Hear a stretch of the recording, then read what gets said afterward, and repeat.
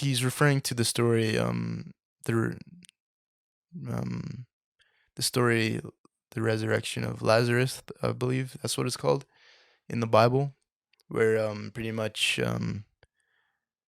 people didn't believe that this guy Lazarus, after he died, could be healed and brought back to life, and Jesus proves him wrong, essentially.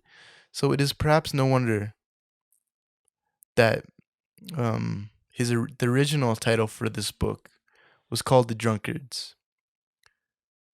For that is what every character in his soul is. We are all drunkards.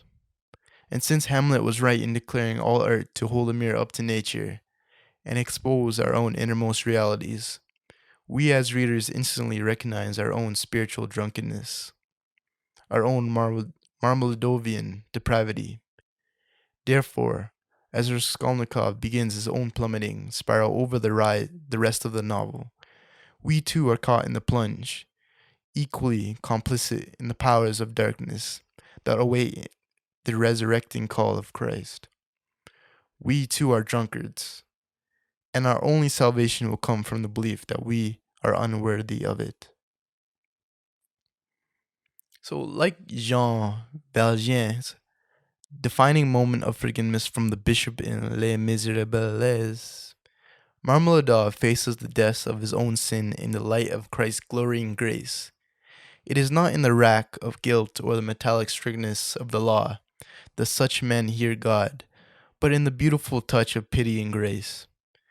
Like Valjean, Marmeladov sees through, really, the mercy of God extended even to him, and struck to the bone he seeks the light of redemption. Like Valjean, he is brought to a full understanding of his wickedness, and there, only there, may he see the extended hand of God lifting him up. And so, in reading such masterpieces, may we also be brought to the pits of our own sin. May we also see our offenses for what they are, so that we may be forgiven, shown grace, and restored to our full humanity.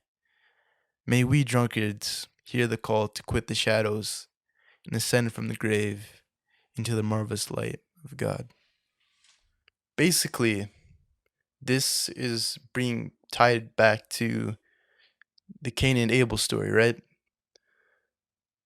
So you have to make sacrifices in life, and light things in life might not go your way, and they usually don't go your way.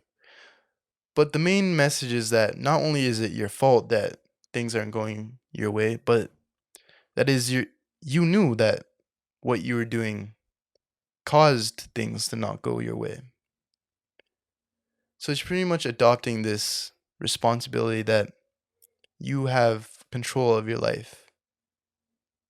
And we have this urge to go rebel when things don't go our way, but the best thing